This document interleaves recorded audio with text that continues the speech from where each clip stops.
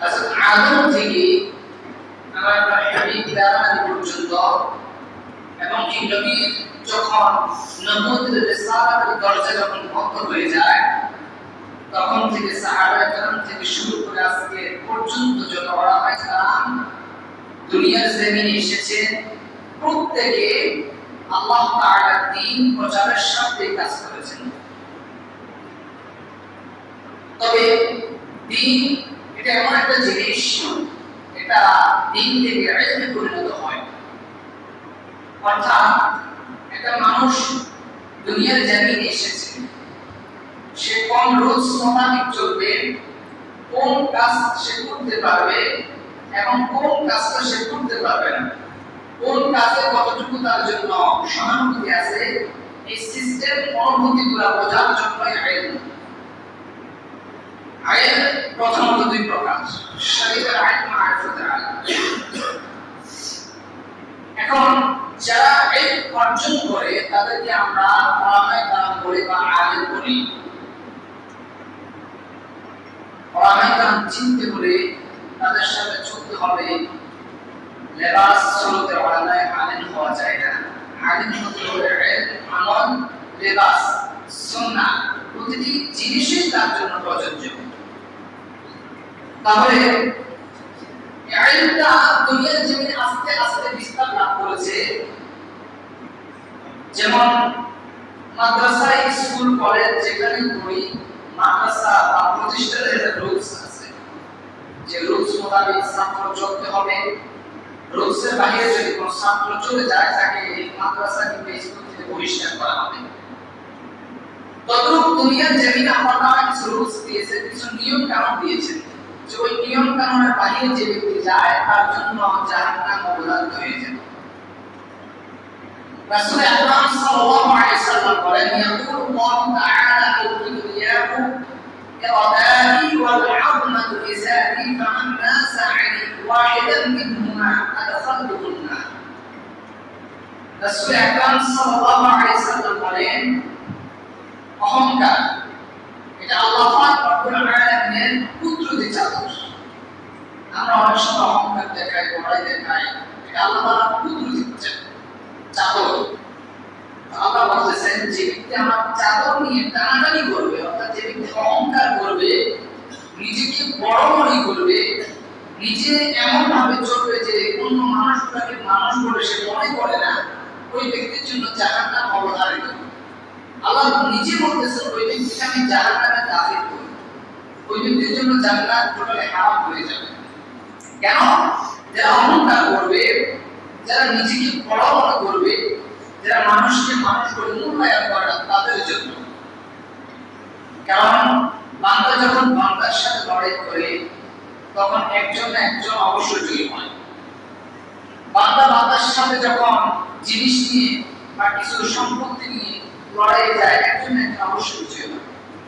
এখন আমি যদি বান্দা বাদ দিয়ে আল্লাহর সামনে রিসালাত সম্পর্কে কথা বলি, ওইখান দিয়ে আমি টানাটানি করি, টানাহেসরা করি, আল্লাহ রব্বুল আলামিন ইজ্জতকে টানাটানি করি, ওইখানে আমার কোনো ছাড় থাকার কথা না।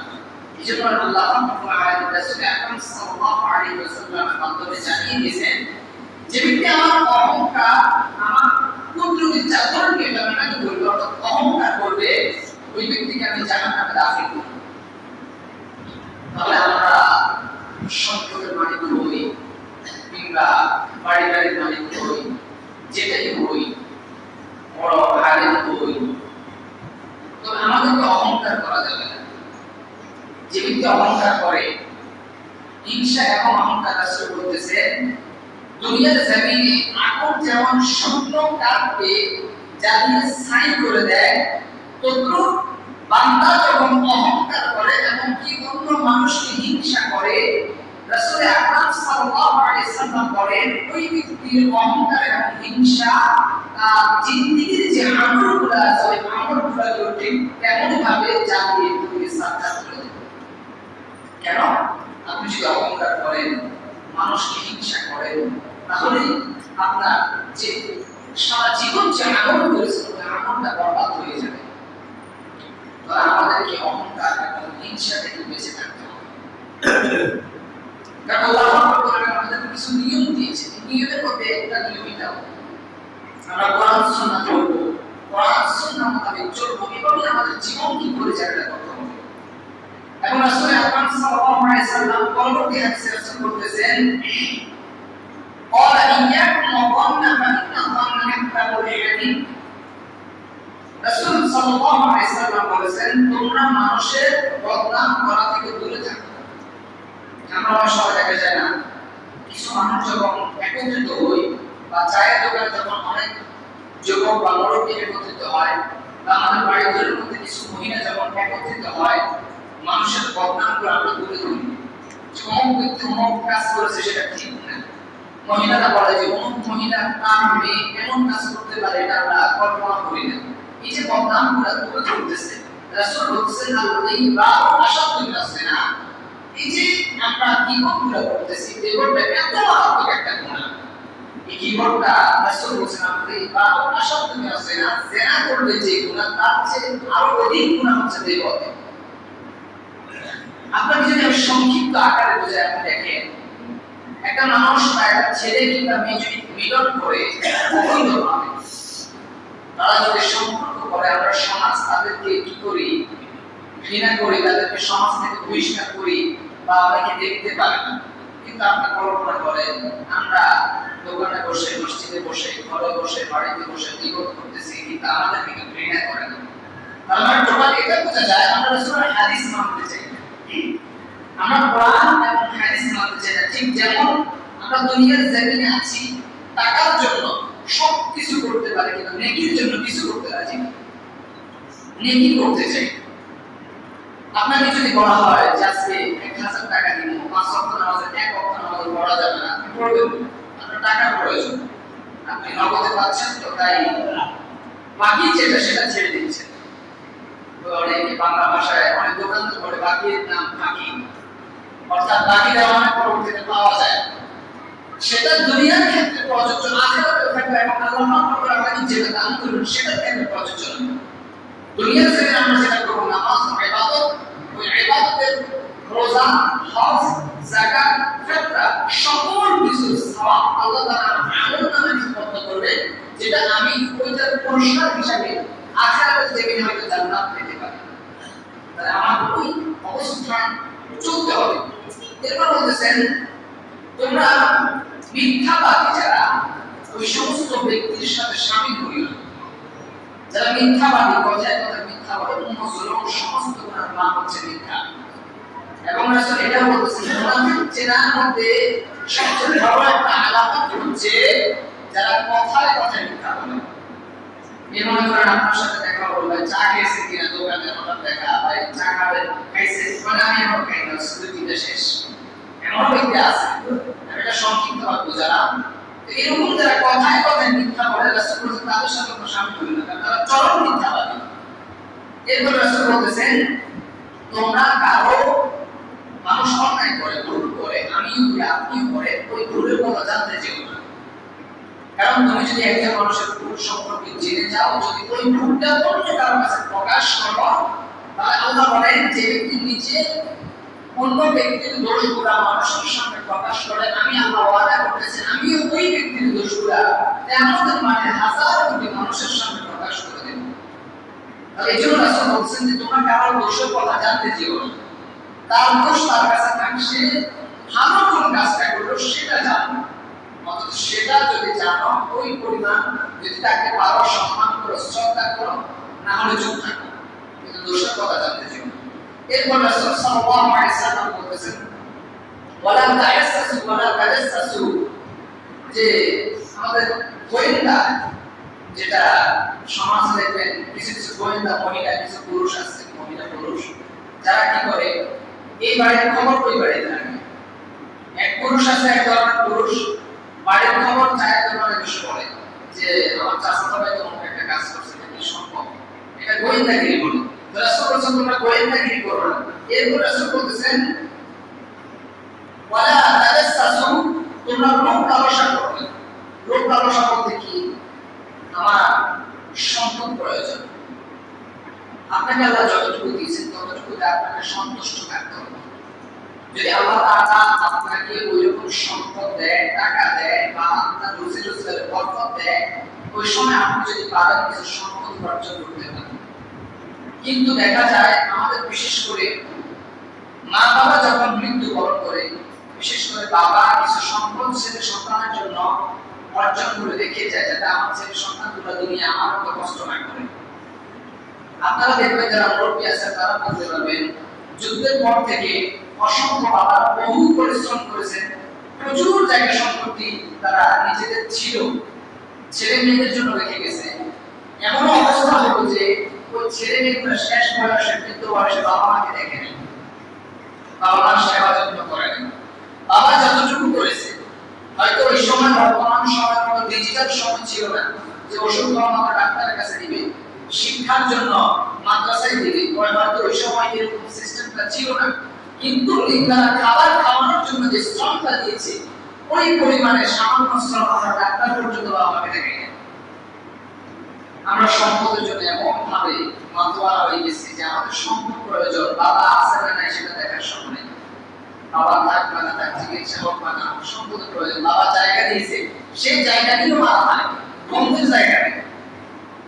গণতন্ত্র বাপ থেকে জায়গা বুঝে পেয়েছে, কিন্তু ধনের যে হকটা ছিল ওই হকটা তারা মেরে নেয়। কিছু কিছু নিমুখ খারাপ আয় আছে সমাজে যারা বন্ধের জায়গা দিতে চায় না, কিন্তু বাহিনীতে বড় বড় লেকচার দেয়।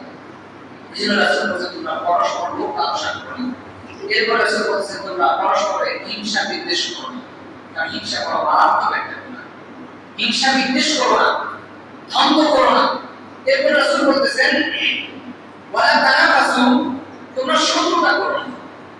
আমাদের মধ্যে এখন শত্রুতা বেশি, ভাইয়ের সাথে ভাইয়ের শত্রু, বাড়ির সাথে অপর বাড়ির শত্রু।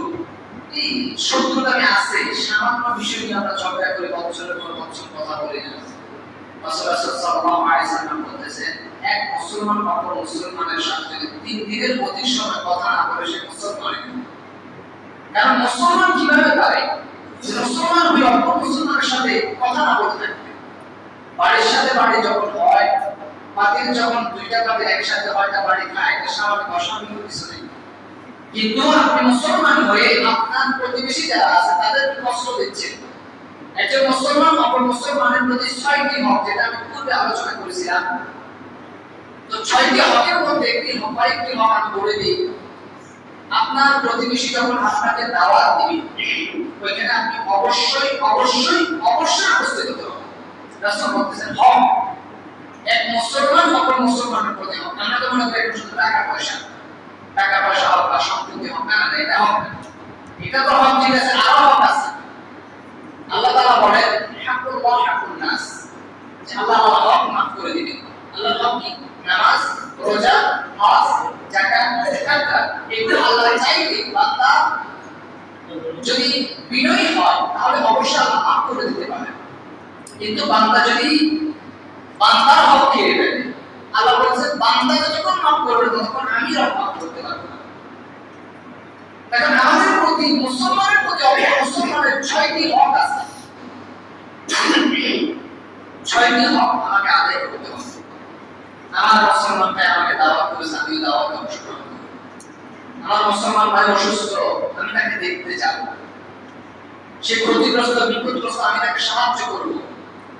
সে হঠাৎ আটকে গেছে, কিছু টাকার প্রয়োজন, আমি সুদের জন্য এতটুকু বলবো না 100 টাকা 1000 10 টাকা দিতে হবে, এটা বলা যাবে না। আমাদের ফরজিয়াত নেক নিয়ত আমি তাকে দেব, যে আপনি বিপদ সাল যখন সময় হবে আমাকে নির্ধারিত সময় আপনি পৌঁছে দেবেন। এগুলো হচ্ছে মুসলমানের প্রতি অপর মুসলমানের হক। এই জন্য রাসূল বলতেছেন তোমরা একে অপরের সাথে শত্রুতা করো না, এমনকি তোমরা একে অপরের পিছনে লেগে যেও না। পিছনে লাগা বলতে আমরা কি বুঝি? ধরুন সংক্ষিপ্ত যদি বোঝায়, যেটা আপনারা সবাই বুঝলেন, মসজিদের ইমাম। কিছু কিছু মসজিদ আছে সমাজে যেখানে কিছুদিন পর পর হুজুর পরিবর্তন হয়। তার প্রধান কারণ হচ্ছে আমরা সামাজিক যারা চলাফেরা করে মসজিদের আওতাভুক্ত তারা। কেন? একজন হুজুর আসছে, উনি আপনাদের সাথে মিশতে চলাফেরা করতে একটু সময় লাগে, কিন্তু হুজুর আসছে আজান থেকে 1 মিনিট লেট, হ্যাঁ এবার তো সম্বোধনা শুরু, পিছনে লেগে গেছে, হুজুর আজকে রাস্তা দিয়ে হাঁটার সময় একটা মেয়ের দিকে তাকাইছে, হ্যাঁ এটাও সত্য। রাসূল বলছেন একটা মেয়ের দিকে একবার যখন, হ্যাঁ রাস্তায় এখন আমাদের সময় যেভাবে চলাফেরা করে আপনার চোখ যেতে পারে, হুজুর হোক আর মুসুর হোক সবাই একই, সবার জন্য আইন এক। একবার যখন ভুলের ক্রমে চোখ গেছে সাথে সাথে নিয়ে আসো, চোখটাকে নত করে ফেলো। আল্লাহ তাআলা কোরআনে বলেছেন পুরুষদেরকে মহিলাদেরকে উভয় ব্যক্তিকে আল্লাহ বলতেছেন তোমরা তোমাদের চোখকে নত করো, লজ্জাস্থানের হেফাজত করো। অর্থাৎ তখন যখন একবার চোখ যায় আপনি চোখ নত করেন, একবারের জন্য ক্ষমা। দ্বিতীয়বার যখন আবার তাকাবেন তখন সেটা গুনাহ হবে, তবে প্রথমবার ক্ষমা। দেখুন আমরা হুজুরের প্রতিটি ক্ষেত্রে দোষ করি, পিছনে লাগি যে হুজুরের বিদায় করা যায়। ধরুন আপনার সাথে হুজুরের কোনো না কোনো একটা বিষয় নিয়ে তর্ক হয়েছে, হ্যাঁ এবার তো হুজুরের পিছনে এমন ভাবে লাগছে যে হুজুরকে বিদায় করা ছাড়া থামাথামি নেই। শুধু হুজুরের ক্ষেত্রে সেটা প্রযোজ্য নয়, আমি সেটা বলছি না, আমাদের সমাজে ভাই ভাইয়ের ক্ষেত্রে সেটা আছে। ভাই সামান্য একটু ভাবি কাছে লাগাইছে যে তোমার ছোট ভাই তো কথাবার্তা ঠিক না, লেয়াস ঠিক না, আদব ঠিক না, এবার বড় ভাই তো ছোট ভাই কনফ্লিক্ট, তার পিছনে এমন ভাবে লাগছে যে তাকে বাড়ি ছাড়া করবে, প্রয়োজনে নিজে বাড়ি ছাড়া হয়ে যাবে, তারপর তার সাথে আর এক ঘরে থাকবে না, এক প্লেটে এক দস্তরখানায় সে খাবে না, এভাবে আমরা পিছনে লাগি। কিন্তু রাসূল বলছেন না, এটা করা যাবে না। এরপর রাসূল আকরাম সাল্লাল্লাহু আলাইহি ওয়াসাল্লাম বলেছেন ওয়াকুনু ইবাদাল্লাহি ওয়ানা কামা আমরু। রাসূল বলতেছেন তোমরা দুনিয়ার জমিনে চলো ফেরো কেমন ভাবে মুসলমান অপর মুসলমানের ভাই হিসেবে যেমনই ভাবে আমি বলেছিলাম আল মুসলিমু আখুল মুসলিম, এক মুসলমান অপর মুসলমানের ভাই, ঠিক তেমনই ভাবে তোমরা ভাই ভাই স্বরূপ দুনিয়ার জমিনে চলাফেরা করো। কিন্তু আমরা সেটা করি না, আমরা আমার ভাইয়ের নামে বিপদ করি, সমালোচনা করি, নিন্দা করি, হিংসা করি, বিদ্বেষ দেখাই, অহংকার দেখাই। আমার টাকা হলো আমি ছোট ভাইকে দেখতে পারি না, ছোট ভাই করি। আর আমাদের এই কাজগুলো থেকে আমাদের অবশ্যই বিরত থাকতে হবে, কারণ দুনিয়াটা ক্ষণিকের। দুনিয়াতে আপনিও বেশি দিন থাকবেন না, আমিও বেশি দিন থাকবো না, আমিও চলে যাবো, আপনিও চলে যাবেন। আমরা অনেকে মুরব্বী আছেন এখানে, আপনি চিন্তা করেন আপনার বয়স হয়তো অনেক এখানে 50-60 বছর আছে, 50-60 বছর আপনি পার করেছেন, দুনিয়ার জমিনে চলেছেন, অনেক সঙ্গী আপনার সাথী ভাই আপনার আত্মীয় অনেকে চলে গেছে। আমার নানা জানো গতকাল প্রায় 12টার সময় দুনিয়ার জমিন থেকে বিদায় দিয়েছে। একটা জিনিস বলার আগে, আমার নানা জানো যিনি দুনিয়ার জমিন থেকে বিদায় দিয়েছেন, ওনার গ্রাম হচ্ছে তালতলা, হাজারে বংশের সন্তান, কোটি টাকার মালিক, সম্পদের ব্যক্তি, কিন্তু তার কবর হলো উন্মুক্ত কবরস্থান, যেটা বলা হয় পারিবারিক কবরস্থানের জায়গা হয়নি। একটি কথা রাসূল সাল্লাল্লাহু আলাইহি ওয়াসাল্লাম বলেন যে তোমাদেরকে যে মাটিতে সৃষ্টি করা হলো সেই মাটিতে আবার তোমাদেরকে দাফন করা হবে। ওনার যেখানে কবর ছিল সেখানেই গেছে, তবে আমাদের যে সন্তানগুলা বা উনি যে সন্তান রেখে গেছেন ওই সন্তানটা পরিপূর্ণ চিকিৎসা করতে পারেনি, দীর্ঘ 1 বছর যাবত বিছানায় শোয়া। এমন হাজার সন্তান আছে বাড়িতে যে বাবা মার চিকিৎসা করে না, সম্পদ নিয়ে ব্যস্ত হয়েছে, সম্পদ পাইছে শেষ, আর বাবা মায়ের খোঁজ নেওয়ার কোনো প্রয়োজন নেই। অনেক ফ্যামিলি এখানে আছে বা আমাদের সমাজে আছে, কিন্তু আমরা সেটা তদারকি করি না, খোঁজ নিই না। আমার একটা হক যে আমার মুসলমান ভাই নিরাপদ কিনা, আমার মুসলমান ভাই ঠিক মতো খাচ্ছে কিনা, এটা আমার প্রতি হক, এটা আমার জানা। সে গাড়ি দিয়ে যদি ভাত খায় আমি জানতে হবে যে সে খাবার খেয়েছে কিনা, সেটা আমার হক, আমি আদায় করতে হবে। এই জন্য আমরা কেউ দুনিয়াতে থাকবো না, আমি একদিন চলে যাবো, আপনারাও চলে যাবেন, এখন সময় আছে সঠিক পথে ফিরে আসুন। আল্লাহর রাস্তা বড় সহজ রাস্তা, এই রাস্তায় কঠিন বলতে কিছু নেই, শুধু আছে 5 ওয়াক্ত নামাজ। তা কঠিন না, আপনি যদি সহজ পাবেন এই দিন অবশ্যই সহজ হয়ে যাবে। আপনি দেখেন যারা ওই কামে ছিল তারা দুনিয়ার জমিনের জন্য মেহনত করেছেন, সন্তান পরিবারের জন্য মেহনত করেছেন। তারা শুধু যে আল্লাহওয়ালা ছিল, শুধু আল্লাহর রাস্তায় ছিল তা না, তারা দুনিয়াদারও ছিল, আল্লাহওয়ালাও ছিল। তবে দুনিয়াদারের দিক দিয়ে একটু কৃপণতা করে, কিন্তু আল্লাহওয়ালা যে দিকটা সেটার দিকে তারা কৃপণতা করে। আমাকে আপনাকে সঠিক পথে ফিরে আসতে হবে। এবং রাসূল আকরাম সাল্লাল্লাহু আলাইহি ওয়াসাল্লাম বলেছেন 3 ব্যক্তি কখনো জান্নাতে প্রবেশ করবে তিন ব্যক্তি কিয়ামতের মাঠে আল্লাহ পাক তাদের দিকে তাকাবেই না, তাদের প্রতি রহমতের নজর করবে না। যেমন রাসূল বলতেছেন ক্বালা সালাতাতুন লা ইউকাল্লিমুহুমুল্লাহু ইয়াওমাল কিয়ামাতি ওয়া লা ইয়ানজুরু ইলাইহিম ওয়া লা ইউযাক্কিহিম ওয়া লাহুম আযাবুন আলীম। সাহাবায়ে বলতেছেন সালাতা মিরর, যে বাক্যটা রাসূল বলেছেন এই বাক্যটা রাসূল একবার দুইবার নয় তিনবার উচ্চারণ করেছেন যে তিনজন ব্যক্তি তারা কিয়ামতের মাঠে থাকবে অবশ্যই, কিন্তু আল্লাহ রব্বুল আলামিন তাদের প্রতি তাকাবেন না, তাদের দিকে নেক নজর দিবেন না, তাদের প্রতি রহমত বর্ষণ করবেন না, তাদেরকে শাস্তি থেকে মুক্তিও দিবেন না। তাহলে আপনি চিন্তা করেন কিয়ামতের মাঠে এমন ভয়ানক একটা জিনিস, মাথার এক বিগত করে সূর্য থাকবে, মাথার মগজগুলা হাত যেমন টকবক করে উতরায়, শেষ পর্যায়ে যখন ভাত হয়ে যায় তখন টকবক করে কিছু ভাত টকবক করে নিচে পড়ে যায়। তখন রাসূল বলেছেন ভাত যেমন উতরায় টকবক করে তখন তোমাদের মগজগুলাও ঠিক তেমনই ভাবে উতরাবে, টকবক করবে। তাপের কারণে জমিন ঠান্ডায় কি করে, এটা ভয়ানক একটা মুহূর্ত, আমি সেদিকে যাচ্ছি না। তো রাসূল বলেছেন তিন ধরনের ব্যক্তির দিকে ওই তিনটি কঠিন মুসিবতের দিন আল্লাহ তাআলা তাকাবেন না। তো ওই ব্যক্তি কারা? রাসূল সাহাবায়ে প্রশ্ন করেছিল ওই সমস্ত হতভাগা ব্যক্তি কারা যাদের দিকে তারা নেক নজর দিবেন না, তাকাবেন না, রহমতের দৃষ্টিপাত করবেন না। তখন রাসূল বলেছেন ক্বালা মুসবিরু ওয়াল মান্নান ওয়াল মুফিকু সিলআতুহু বিল হালফিল কাযিব। রাসূল বলেছেন প্রথম ওই সমস্ত ব্যক্তি যারা, ওই সমস্ত পুরুষ যারা টাকনুর নিচে পায়জামা বা লুঙ্গি পরিধান করে, এবং ওই সমস্ত নারী যারা টাকনুর উপরে পায়জামা বা সালোয়ার কামিজ পরিধান করে। প্রথমত ব্যক্তি যারা, অনেক সমাজে আমাদের অনেক মুরব্বীরা আছে, অনেক যুবক আছে যারা টাকনুর নিচে জিন্স প্যান্ট পরিধান করে, লুঙ্গি পরিধান করে। এটা যারা করে তাদেরকে অনুরোধ করব এই কাজ থেকে আস্তে আস্তে বিরত থাকবে। বিজ্ঞানীরা গবেষণা মোতাবেক জানিয়েছে যে সমস্ত পুরুষ টাকনুর নিচে লুঙ্গি পাজামা পরিধান করে তাদের হরমোন শক্তি কমে যায়।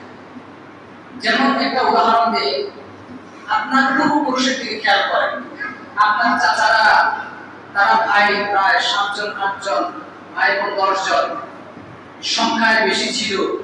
আপনার দাদারা ভাই ছিল 8 জন 10 জন, কিন্তু বর্তমান সময় একটা দুইটা তিনটা এরকম চলতেছে।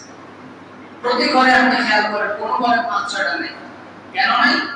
আপনার বিভিন্ন কাজের ক্ষেত্রের কারণে। কিন্তু রাসূল আকরাম সাল্লাল্লাহু আলাইহি ওয়াসাল্লাম বলেন তোমরা ওই নারীকে বিবাহ করো যে নারী অধিক সন্তান দিতে পারবে। তখন সাহাবায়ে প্রশ্ন করলেন ইয়া রাসূলুল্লাহ হাবিবাল্লাহ, বুঝবো কিভাবে যে ওই নারী বেশি সন্তান দিতে পারবে? তখন রাসূল আকরাম সাল্লাল্লাহু আলাইহি ওয়াসাল্লাম বলেছেন তোমরা বুঝবে যে নারীর ভাইবোন বেশি, অর্থাৎ তার মায়ের সন্তান বেশি, ওই নারীর বেশি সন্তান দেওয়ার সম্ভাবনা বেশি। কারণ যার সন্তান আদি বেশি, অর্থাৎ যে ব্যক্তির দ্বারা আমার উম্মত বৃদ্ধি পাবে, আমি কিয়ামতের মাঠে তাদের নিয়ে গর্ব করব।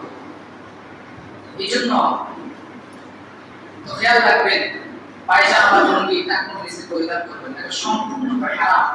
আমরা অনেকে অবহেলার বশত রেখে দিই, খেয়াল ছেড়ে দেই, শুধু নামাজের সময় আসলে অনেকে টাকনুর পরে পড়ে, বা নামাজ থেকে যাওয়ার পর ইসরায়েলের দেখার জন্য, ইসরায়েল করার জন্য অনেক যুবক, বেশিরভাগ অধিকাংশ যুবক এখন টাকনুর নিচে পরিধান করে। এরপর রাসূল বলতেছেন দ্বিতীয়ত ওই সমস্ত ব্যক্তি যারা মানুষকে উপকার করে কিন্তু তারপরে আবার ধোঁকা দেয়। মানুষের উপকার করে কিন্তু আবার পরবর্তীতে তাদেরকে ধোঁকা দেয় যে আমি তো তোমাকে এক সময় কাজটা করে দিয়েছিলাম, বা আমি তো তুমি একসময় বিপদে পড়েছিলে, এক সময় 1000 টাকা দিয়ে তোমাকে হেল্প করেছিলাম। এরকম ভাবে যারা ধোঁকা দেয় তাদের দিকে আল্লাহ তাআলা কিয়ামতের মাঠে নেক নজর দিবেন না। তৃতীয় প্রকার ওই সমস্ত ব্যক্তি যারা মিথ্যা শপথ করে ব্যবসা বাণিজ্য করে। একটা কথা কি, ব্যবসা সম্পর্কে কোরআন হাদিসে বহু আয়াত হাদিস আছে। ব্যবসা করা, ব্যবসার দিকে যাওয়া, সমস্ত অসংখ্য নবী ব্যবসার দিকে গিয়েছিলেন, ব্যবসা করেছেন, ব্যবসায় বরকত আছে। যে ব্যক্তি পরিপূর্ণ নেক নিয়ত কি ব্যবসা করে আল্লাহ তাআলা ব্যবসার মধ্যে বরকত দান। কিন্তু যারা অনেক সময় দেখেন, খেয়াল করবেন, হয়তো বুঝবেন আপনারা, একটা জিনিস কিনতে গেছেন, বা তরমুজের কথা বলি বা ফলের কথা, তরমুজ কথা বলি, তরমুজ কিনতে গেছেন, তার কিনা হচ্ছে ধরুন 100 টাকা, একটা তরমুজ তার কিনা 100 টাকা। আপনি তাকে জিজ্ঞেস করবেন ভাই দাম কত, সে বলতেছে 250 টাকা। তখন বলতেছেন যে আমি 150 টাকা দিব, সে বলতেছে ভাই আমার কিনাও নাই। কত বড় মিথ্যা কথা, সে বলতেছে কি আমার এই টাকায় কিনাও নাই। এটা মিথ্যা শপথ যে আমার কিনাও নাই, কিন্তু তার কিনা হচ্ছে 100 টাকা। শেষ অধিক লাভের জন্য 150 টাকা বলতেছে আমার কিনাও নাই, 200 টাকা লাস্ট দিতে পারবেন সর্বশেষ দাম। এরপরে যখন কাস্টমার চলে যায় তখন বলতে আর 20 টাকা কমে 80 টাকা নিয়ে যান, আর কমাতে পারবো, এটা আমার কিনা দামে ছেড়ে দিচ্ছি। এমনও কিছু ব্যবসায়ীর কাছে বলতেছে যে আমি কিনা দামে ছেড়ে দিচ্ছি, আপনার থেকে লাভ করবো না, আপনি ভালো মানুষ, কথাবার্তা ভালো লেগেছে, কি পান। রাসূল বলেন ওই এই সমস্ত তিন ধরনের ব্যক্তির দিকে আল্লাহ তাআলা কিয়ামতের মাঠে তাকাবেন না, রহমতের নজর দিবেন না, তাদেরকে আল্লাহ তাআলা শাস্তি থেকে বঞ্চিত করবেন না, তাদেরকে অবশ্যই শাস্তি দান করবেন। তাহলে আমাদেরকে প্রথমত যেটা থেকে দূরে থাকতে হবে সেটা হচ্ছে অহংকার। অহংকার, হিংসা থেকে আমাদেরকে দূরে থাকতে হবে, অহংকার করা যাবে না। এরপরে আমাদেরকে একত্রভাবে থাকতে হবে, যেমন রাসূল বলেছেন আল মুসলিমু আখুল মুসলিম, মুসলমান মুসলমানের ভাই।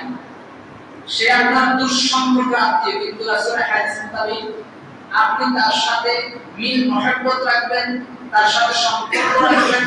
এবং কি রাসূল এটাও বলেছেন যে ব্যক্তি কোন মুসলমানের সাথে সম্পর্ক ছিন্ন করে সে আমার উম্মত নয়, সে আমার উম্মত না।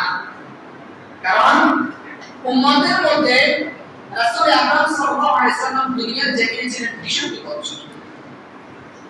63 বছরে ওই উম্মত কিভাবে চলবে, কিভাবে থাকবে, কিভাবে ফিরবে, কিভাবে খাবে, কিভাবে ঘুমাবে, কিভাবে ঢিলাগুলো করবে, কিভাবে ওযু ইস্তেঞ্জা সারবে, কিভাবে গোসল করবে, কিভাবে ফরজ গোসল করবে, প্রতিটি নিয়ম কানুন রাসূল জানিয়ে দিয়েছেন। প্রত্যেকটা নিয়ম, আপনি কোন নিয়ম পাবেন না যে আপনি বলতে পারবেন যে রাসূল এই জিনিসটা আমাদেরকে জানিয়ে দেননি। আমি যদি সংক্ষিপ্ত আরে বলি, আমার মাথায় যে টুপি পরিধান করি, এখানে আপনাদের অনেকের মাথায় টুপি আছে। রাসূল আকরাম সাল্লাল্লাহু আলাইহি সাল্লাম 1450 বছর আগে বলে দিয়েছেন যে ব্যক্তি সর্বক্ষণ মাথায় টুপি রাখে আল্লাহ পাক রব্বুল আলামিন তাকে ব্রেন স্ট্রোক থেকে হেফাজত করবেন। বিজ্ঞানীরা সেটা মানতে রাজি না যে সামান্য একটা কাপড়ের টুপি কিভাবে একটা ব্রেন স্ট্রোক থেকে হেফাজত করতে পারে, এত বড় একটা রোগ থেকে, এটা সম্ভব না। তিনজন বিজ্ঞানী তারা গবেষণা করবে, তারা কিন্তু মুসলমান না, ইহুদি। তাদের কথা হচ্ছে এই সামান্য টুপি এত বড় একটা রোগ থেকে হেফাজত করে, এটা একেবারে অসম্ভব। তারা আবার এটা অনেক বিজ্ঞানী এটা গবেষণা করেছে নামাজ কিভাবে ডায়াবেটিস থেকে হেফাজত করে। আপনি কোরআনে আসেন, কোরআনের মাধ্যমে আসেন চিকিৎসা নেন। আমি পূর্বে বলেছিলাম আমরা তো এখন ওষুধ খাওয়ার সাথে সাথে দৌড়াই যে কোন ডাক্তার ভালো, কোন ডাক্তার বড় বড় পজিশনে আছে। কিন্তু অথচ আমল করা একজন হুজুরের কাছে চাই না যে হুজুর আমার কোন একটা রোগ হয়েছে, এর জন্য একটু পানি পড়াবেন। কারণ সূরা ফাতিহা, ওই ফাতিহার মধ্যে আল্লাহ পাক রব্বুল আলামিন 70,000 রোগের ওষুধ রেখেছেন। এখন বিজ্ঞানীরা গবেষণা করলো যে সামান্য একটা টুপি যেটা কাপড় দিয়ে তৈরি, ওই টুপি কিভাবে এত বড় একটা রোগ থেকে হেফাজত করতে পারে। তারা গবেষণা চালিয়ে যেতে লাগলো। চালার অবস্থায় তারা যখন দেখলো না ঠিক আছে, এই টুপি এমন একটা টুপি যেটা রাসূলের সুন্নাহ, একদিক দিয়ে স্ট্রোক থেকে হেফাজত হবে, অন্যদিক দিয়ে এই সুন্নাতকে জিন্দা রাখার জন্য আপনাকে আল্লাহ পাক রব্বুল আলামিন 100 জন শহীদ, যারা 100 জন ব্যক্তি শহীদ হলে তারা যে আমল পাবে, ওই 100 জন শহীদের আমল আপনার আমলনামায় লিপিবদ্ধ করে দেবে। ওই বিজ্ঞানী তিনজন সাথে সাথে ঈমান এনেছেন। সামান্য টুপি নিয়ে গবেষণা করে, অনেকে নামাজ নিয়ে গবেষণা করে। দেখলো যাদের ডায়াবেটিস বিশেষ করে তাদের জন্য সকালের ব্যায়ামের থেকে নামাজ সবচেয়ে বড় ব্যায়াম। ডায়াবেটিস হওয়া ব্যক্তিরা দেখবেন ফজরের পর হাঁটতে বের হয়, বিশাল হাঁটা, শুধু হাঁটা। আমি শ্রীফুলিয়া বাজার কেন্দ্রে যাই, মসজিদে 5 টাকার নামাজ পড়াই। প্রায় সময় একজন ব্যক্তিকে দেখি তার ডায়াবেটিস, উনি আসরের পরে একবার স্কুল মাঠ অনেক বড়, মাঠে প্রায় 5 থেকে 10 চক্কর দেন, মাগরিবের পরে একবার নামাজ পড়েন, মাগরিবের পরে একবার দেন, এশারের পরে একবার দেন, এভাবে শুধু চক্করে দেখবেন, নামাজের খবর নেই, নামাজ পড়তে চায়। কিন্তু রাসূল বলেন বিজ্ঞানীদের গবেষণা, বিজ্ঞানীরা এটা বাধ্য, এটা মানতে বাধ্য হলো যে এই সমস্ত কিছু ইবাদতে আল্লাহ তাআলা অধিক রোগ থেকে সেবা দান করেন। এজন্য আমাদেরকে প্রতিটি ফোনে প্রতিটি সিস্টেম রাসূল আকরাম সাল্লাল্লাহু আলাইহি দেওয়া সুন্নাহ মোতাবেক যদি আমরা পালন করি, আল্লাহ তাআলার কোরআন মোতাবেক যদি আমরা চলি, আমাদের জীবন অত্যন্ত সুন্দর হবে। এজন্য আমাদেরকে প্রত্যেককে নিয়ত করতে হবে যে দুনিয়াতে যতদিন আছি, আর দুনিয়ার সৃজন মুমিন দুনিয়াকে কারাগার হিসেবে গ্রহণ করব, জান্নাতের প্রয়োজন নেই। আমরা জান্নাত চাইবো আখিরাতে, দুনিয়া। এজন্য আমাদেরকে চেষ্টা করতে হবে, যদি চেষ্টা করি, আমলের জন্য চেষ্টা করি, আল্লাহ অবশ্যই আমাদের কবুল করবেন এবং এই জিন্দেগির গুনাহগুলো ক্ষমা করবেন। আমরা প্রত্যেক আল্লাহর কাছে চাইবো, আল্লাহ আমাদের